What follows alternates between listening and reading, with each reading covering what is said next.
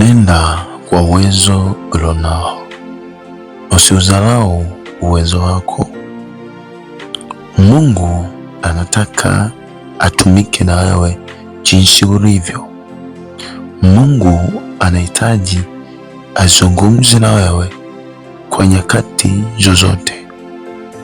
Mungu anapotaka kufanya jambo huwa haangalii mazingira, huwa haangalii unyonge, udhaifu, uchafu. Mungu anapotaka kutenda jambo huwa anatazama kusudi lake aweze kulitimiza.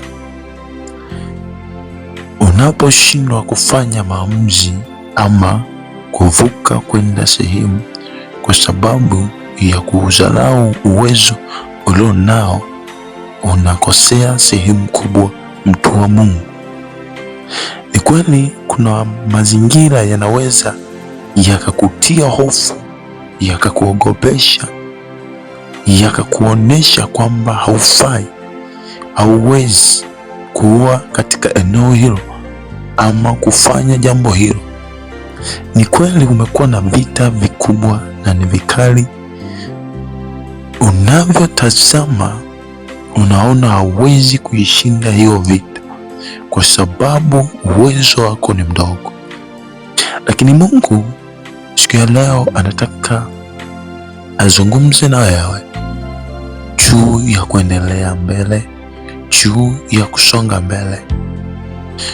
Mungu anataka kusaidie, mtu wa Mungu. Tusome kitabu cha Waamuzi sura ya 6 mstari wa 14. Mungu mwenyewe anasema kwamba Bwana akamtazama akasema, enenda kwa uwezo wako huu ukawaokoe Israeli na mkono wa Midian. Je, si mimi ninayekutuma? Bwana Yesu asifiwe. Mungu alikuwa anazungumza na mtu mmoja hapa juu ya kwenda kuwaokoa wana wa Israeli, lakini huyu anayeagizwa na Mungu akawa anautazama uwezo wake, anaona ni mdogo, akiutazama uwezo wa jeshi ambalo anakwenda kukabiliana nalo ni mkubwa sana, hivyo akaingiwa na hofu. Lakini Mungu anamtia moyo, anamwambia enenda kwa uwezo huo. Mungu anataka kutumia wewe. Watu wengi Mungu ameshindwa kutumika na wao kwa sababu hawajiamini, kwa sababu hawaamini ya kwamba inawezekana. Uwezo ulionao ndio mtaji wako. Nguvu ndogo ulionayo ndio mtaji wako. Mungu anamhitaji mtu ambaye ana uthubutu. Mungu anahitaji watu ambao hata kama uwezo wao ni mdogo, ila wana uthubutu. Hao ndo Mungu anahitaji. Usitishwe na mazingira. Mazingira yasikufanye ujikatie tamaa. Hofu isikufanye ujidharau. Mashaka yasikufanye ujitenge na kujikana mwenyewe. Uwezo ulionao ni mkubwa sana mbele za Mungu, hata kama unaona ni mdogo, ila mbele za Mungu ni mkubwa sana. Unatazama nini? Unaona nini mbele yako?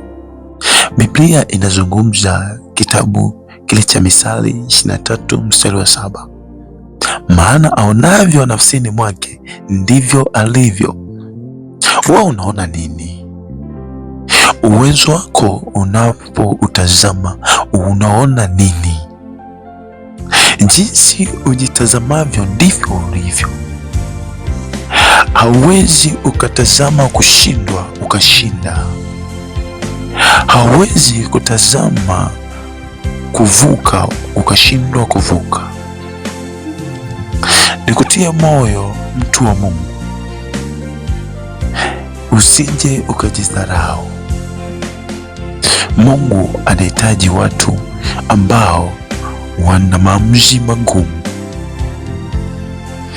Anza kutembea na Mungu, lakini ogopa kuishi maisha ya kuwa unakumbuka mambo yaliyopita, vitu ulivyopitia, vitu vilivyokushibu, maumivu yaliyokuumiza, watu uliokutana nao wakakujeruhi, wakakuumiza moyo.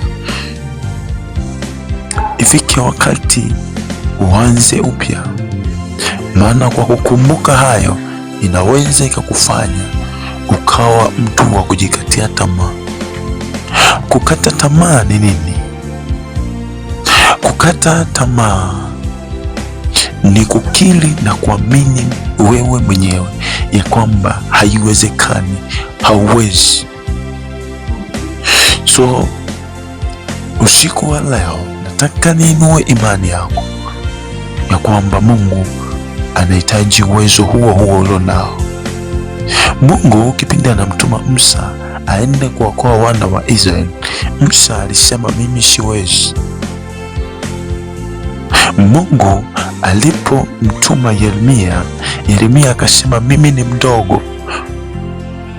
Usiutazame uwezo wako, usitazame mazingira. Mungu ana uwezo wa kufanya uwezo mdogo ukawa mkubwa.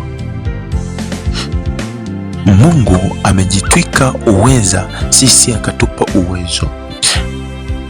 Maana yake ni kwamba uwezo wa mwanadamu una mwisho, una kikomo, una mipaka na unafika mwisho, ila uweza wa Mungu hauna kikomo, hauna mipaka, haufiki mwisho. Hivyo unaposhindwa, anakuwezesha, anakupa uwezo mwingine kwa sababu ya anao uweza. Biblia inasema wote waliompokea aliwapa uwezo wa kufanyika kuwa wana wa Mungu. Bwana Yesu apewe sifa. Kwa hiyo unachotakiwa wewe ni kujiamini. Usikubali kukatishwa tamaa kwa mazingira. Usikubali kurudishwa nyuma kwa simulizi za watu walioshindwa. Usikubali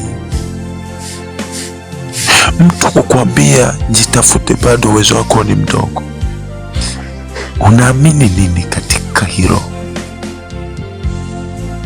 Unaamini nini? Mungu akusaidie, mtu wa Mungu.